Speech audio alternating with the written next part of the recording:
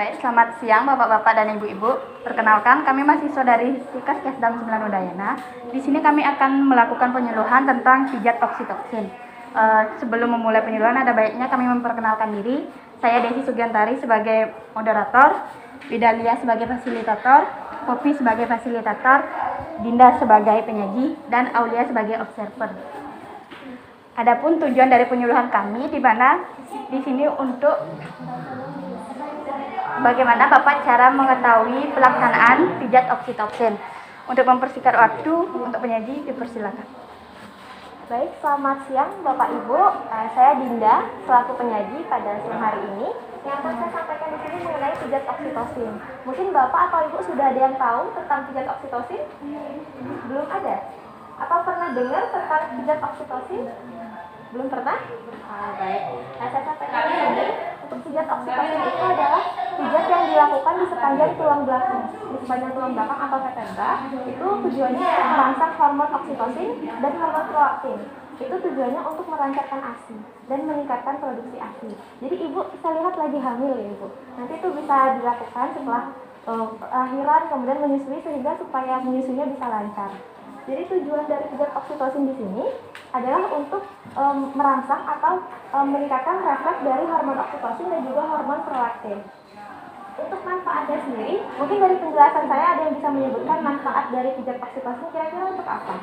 Melancarkan ASI. Iya, melancarkan ASI. Jadi manfaatnya itu untuk melancarkan ASI, meningkatkan produksi ASI, mengurangi bengkak pada payudara, kemudian juga mengurangi sumbatan pada ASI. Jadi ASI akan lancar keluarnya dengan dilakukannya pijat oksitosin.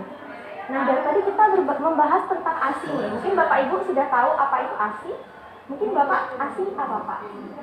Air susu. Air susu ibu, iya, kepanjangannya air susu ibu. Jadi ASI itu adalah nutrisi yang paling penting untuk anak, terutama usia 0 sampai 6 bulan, karena kan masih belum makan apa-apa, belum minum apa-apa. Jadi ASI sangat penting untuk dilakukan, pemberian ASI sangat penting dilakukan kepada anak. Nah, untuk manfaat dari ASI sendiri, ada yang tahu manfaat dari ASI? Mungkin Bapak? Iya. Iya, sudah. Mungkin bisa disampaikan Pak, tanpa baca mungkin. Iya, sambil baca. Jadi manfaat dari ASI itu yang pertama sebagai nutrisi dari bayi. Kemudian yang kedua itu sebagai antibodi dari bayi. Karena kan diberikan langsung dari ibunya. Kemudian yang ketiga itu ASI dapat meningkatkan kecerdasan. Mungkin sering dengar bahwa anak dengan support dengan anak dengan ASI pasti beda tingkat kecerdasannya. Jadi yang lebih cerdas yang mana? Yang ASI apa yang support? Iya, salah satu pemicunya dari ASI. Jadi ASI dipercaya bisa meningkatkan kecerdasan anak. Kemudian yang terakhir itu adalah mencegah terjadinya obesitas, karena ASI sudah memenuhi nutrisi untuk anak sehingga tidak ada nutrisi yang berlebihan kepada anak. Nah, sudah membahas ASI, sekarang kita ke oksitosin. Nah, untuk pijat oksitosin yang perlu diperhatikan yang ada dua. Yang pertama itu ada melaksanakan posisi. Jadi di sini ada dua posisi untuk melakukan pijat oksitosin. Yang pertama posisi miring, berbaring miring. Kemudian yang kedua posisi duduk. Tapi untuk posisi yang paling bagus itu duduk, karena ibu lebih nyaman. Kalau miring kan tulangnya nggak lurus ya. Jadi untuk posisi duduk lebih bagus untuk pelaksanaan pijat oksitosin. Kemudian untuk sebelum kita melakukan pijat oksitosin, yang perlu kita siapkan yang pertama yaitu alat dan bahan. Apa yang akan kita gunakan untuk melakukan pijat oksitosin. Yang kedua yaitu tekniknya. Jadi ada teknik sendiri untuk melakukan pijat oksitosin dan urutannya. Jadi urutannya benar, tekniknya benar, itu akan mempermudah kita melakukan pijat oksitosin. Yang terakhir yaitu ada seka air hangat dan dingin. Kenapa perlu diseka air hangat dan dingin? Selain untuk menghilangkan bekas minyak yang kita gunakan, itu juga untuk merangsang dan juga merelaksasikan tubuh ibu. Karena setelah pemijatan itu kan perlu ada relaksasi dan juga untuk merangsang dari hormon oksitosin itu. Selanjutnya kita lanjut ke yang bawah dulu untuk alat dan bahan. Alat dan bahan yang diperlukan itu alatnya sangat mudah dan itu hampir semua ada di rumah. Seperti kursi, bisa pakai kursi sandaran atau pakai kursi dengan meja, kemudian menggunakan air hangat, air dingin dengan baskom, bisa menggunakan juga baby oil, kemudian yang terakhir itu menggunakan washcloth atau handuk kecil. Setelah itu kita lanjut ke tahap pijatan. Mungkin ada yang tahu apa yang pertama dilakukan sebelum pemijatan? Dioles minyak. sebelum dioles minyak? Buka dulu. Iya betul, buka baju dulu. Jadi bajunya ibunya dibuka dulu, jangan masih pakai baju udah dioles minyak. Iya, bapaknya betul. Bapak namanya siapa, Pak? Pak Dedi. Pak Dedi, tepuk tangan untuk Pak Dedi. Itu benar. Ini apa? Iya, sudah dibagikan juga ada di sana. Jadi pertama kita buka baju dulu, setelah itu kita oleskan minyak pada tangan yang akan melakukan pemijatan. Jadi supaya lebih fokus, saya gunakan gambar yang lebih besar di sini. Nah, di sini gambar pertama. Ini ada ibu dan suaminya. Jadi untuk pijat oksitosin itu bisa dilakukan oleh suami, mungkin dengan mertua ataupun orang-orang yang bisa melakukan pijat oksitosin. Kemudian yang kedua ini ada posisi ibunya. Jadi bisa bersandar di meja atau bersandar di sandaran kursi. Tapi lebih disarankan untuk bersandar di meja sehingga posisi tulang itu bagus. Terlihat ya? Dari sana terlihat Bapak? Ya.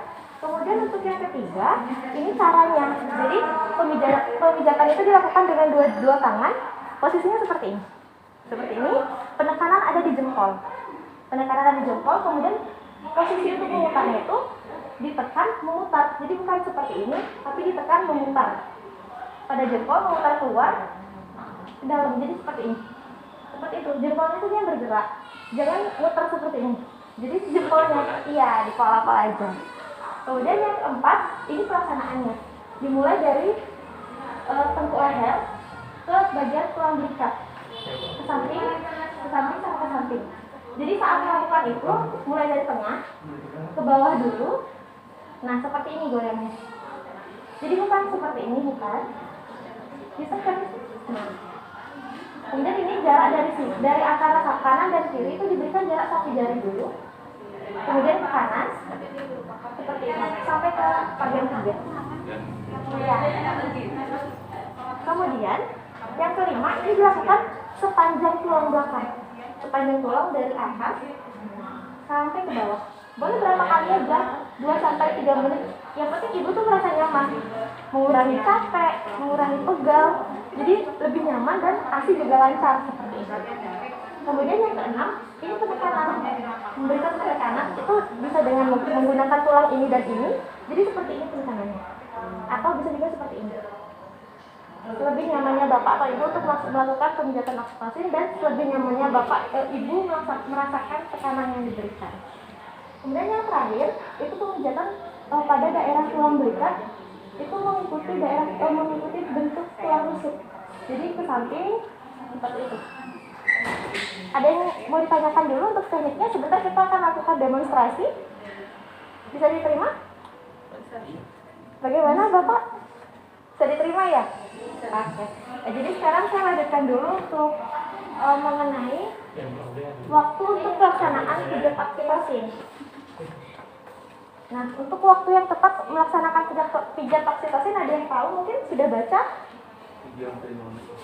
Iya, waktunya 3-5 menit sebelum menyusui atau sebelum memompa ASI. Jadi itu lebih efektif sehingga pada saat pelaksanaan menyusui, ASI yang dikeluarkan akan lebih banyak. Seperti itu. Setelah itu kita akan masuk ke demonstrasi. Mungkin ada yang mau mencoba, bapaknya? Mau mencoba, Bapak Dedi mungkin mau mencoba? Dengan bapaknya ini nggak apa-apa? Iya, lihat mungkin nanti pada saat ini mencoba dengan istrinya. Iya, jadi sekarang jadi tanya pada istrinya masing. Iya. Ya, nanti kita lihat benar nggak suaminya melakukan itu. Karena ini apa penting loh untuk apa? Kan tadi udah jelaskan ya. Iya. Untuk Pelantikan ASI. gitu. Baik. Baik, mungkin untuk demonstrasi nanti saat saya ke ruangan ya, mungkin bapaknya kalau sudah bisa mempraktekkan ke ibunya seperti itu ya. Oke, untuk karena nggak ada yang bertanya, bapak sama ibu, saya akan bertanya, boleh? Boleh saya bertanya? Oke, jadi liftnya ditutup dulu, bapak dia ditutup dulu. Iya, ditutup dulu, saya bertanya. Ya, jangan ada yang baca dulu ya. Ya, saya bertanya, masih ingat nggak tentang apa itu pijat oksitosin? Jangan mempelajari. Tujuannya, iya. Untuk satu orang aja, saya mau satu orang. Jadi ada yang bisa menjawab alat-alat yang diperlukan. Ibunya? baby oil, kursi, iya, air hangat dingin, waslap. Ibu namanya ibu siapa? Ibu Indah, tepuk tangan untuk Ibu Indah. Jawabannya betul. Oke, satu pertanyaan lagi. Kapan waktu yang tepat untuk melakukan pijat oksitosin? Selain Ibu Indah, Bapak Dedi? Sebelum menyusui, betul. Tepuk tangan untuk Bapak Dedi. Baik dari kami, mungkin ada beberapa yang bisa dimanfaatkan nanti untuk dua penjawab yang sudah benar menjawab. Ini kami berikan sebagai kemenangan dari makanan kami. Terima kasih atas partisipasi dan jawabannya. Selanjutnya saya kembalikan kepada moderator. Baik, terima kasih atas waktunya. Untuk observer, silakan untuk menyampaikan hasil observasi. Baik, terima kasih atas waktu yang telah diberikan kepada saya. Di sini saya selaku observer akan mengobservasi hasil penyuluhan pada pagi hari ini. Penyuluhan pada pagi hari ini sudah berjalan dengan lancar dan baik. Juga sudah penyaji juga menanyakan kepada pendengar dan bisa menjawab dengan baik. Untuk selebihnya saya berikan kepada moderator. Baik, untuk Bapak-Bapak dan Ibu-Ibu, terima kasih atas waktu yang diberikan. Kami mengucap semoga apa yang kami sampaikan dapat bermanfaat dan dipahami. Baik, saya tutup dengan selamat pagi. Selamat pagi, terima kasih Pak, Ibu, silahkan. Terima kasih.